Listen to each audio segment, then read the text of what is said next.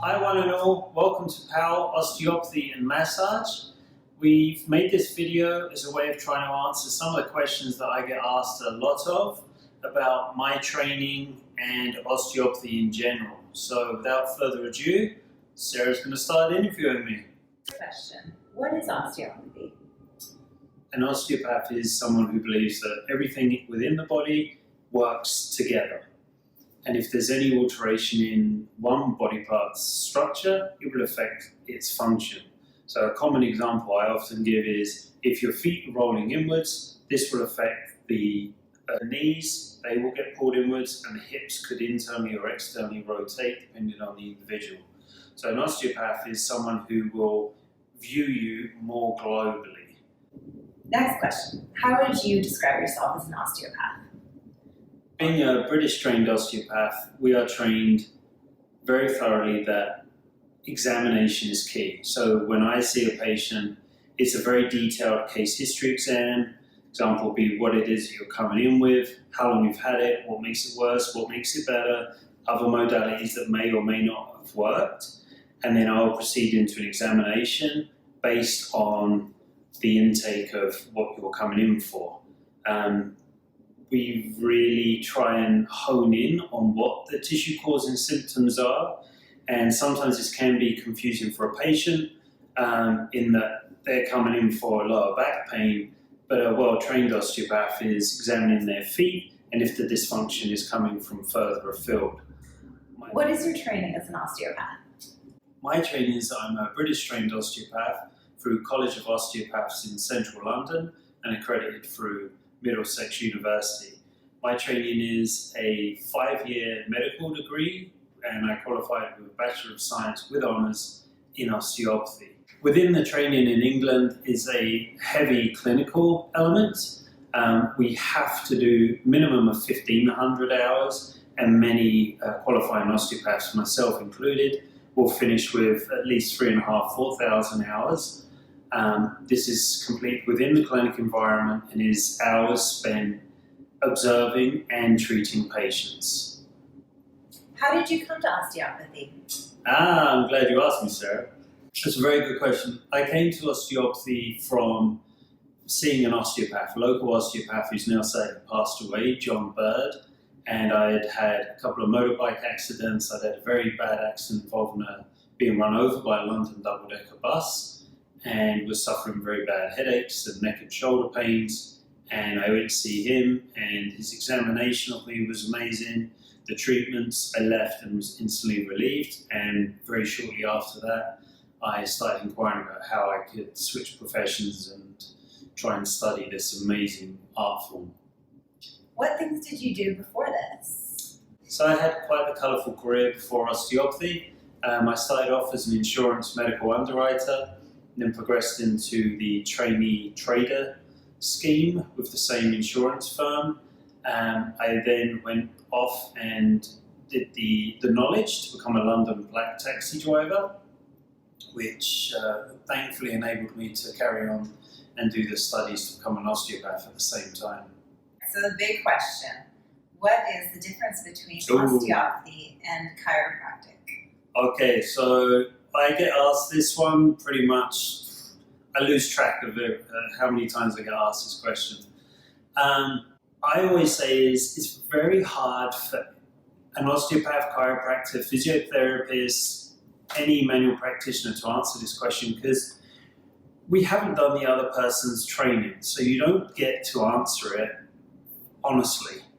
What I always try and guide patients towards is it's more important to find a practitioner that possibly if you've heard good things about, so trusting your friends and colleagues, Google reviews as well, that the person clicks with you.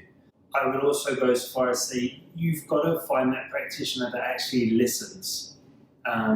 There's a lot of practitioners out there of many different professions who will try and rush through an examination and even a case history taking and get you into treatment quickly. I think it's much more important that you find the right person who listens to what's happened to you, examines you, tells you what's going on and what likely is going to happen with treatments and a rough idea of how long this may take. I think that is a lot more important than what's the difference between this profession and that profession. What makes you different?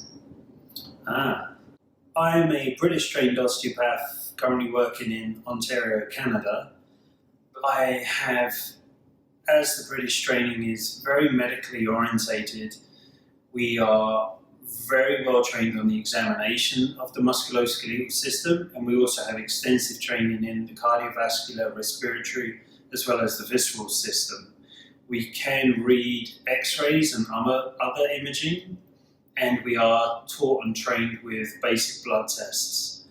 Myself, I take the examination side of things very seriously, and I am very upfront that I will not cut corners or skimp on time on examining someone in trying to rush into treatment. So a big difference with me is we will spend a lot of time discussing what it is that you're coming in with, examining it, so that I can save you time and money in future treatments. Other things I've done in the background is something I would actually guide you towards trying to find as a practitioner, someone who's always doing continuing training. I've done the appetite acupuncture training, and at the time I was the only osteopath in Canada to complete this. I've done the suction cup therapy courses, Graston Master Level 2 practitioner training, as well as just completed the Master's Level 2 of the McGill back rehab protocol training. What do you like to do outside of the clinic? Well, I'm being interviewed by my wife, so what I like to do is what we like to do. So I love boxing. I've boxed since a young child, so I box regularly, just regular Western, just fists boxing. I am a climber, so we both rock climb and are both avid cyclists. And I would like to say cooking, but I'd be lying. Big lie, big lie. Can't stand cooking. Will there be rehab exercises given? Yes, with myself, the majority of times I do give rehabilitation exercises. I have done the Level 2 Master's training with Professor McGill on back rehabilitation. So if you are someone who is coming in for our big back assessment, you 100% will be given rehabilitation exercises, and it's in your interest to do them if you want to get better. For the majority of other patients, I will help and advise you on correct exercise strategies to get you not only better, but keep you well. Being an osteopath, I also have a limitation with rehabilitation exercises, so often there is only so far that I would be able to take you as an osteopath. We're a more manual healthcare practice. However, I do have very close relations with several physiotherapists in the area. We've built up a very good relationship where we'll do handover notes and we'll do a collaboration in the background so that your care continues if more rehabilitation exercise is deemed appropriate. With your osteopathy practice, how do you work with the massage side of the practice? So my wife. So one of the great things about having Sarah work here is that Sarah came to it. Actually, this is going to be in one of our other videos, so you might see that down below or above the playlist, how we work together to look after you. But simply put, Sarah didn't just come at this from no background. Sarah has had years of training in yoga and yoga therapy, did over a year's worth of training of osteopathy before transitioning to the massage therapy. So it's great for me if we feel with the patient that more soft tissue massage is appropriate. We have a collaboration with the patient's consent in the background that, look, we need more soft tissue work on that lower back, shoulder before progressing back into myself.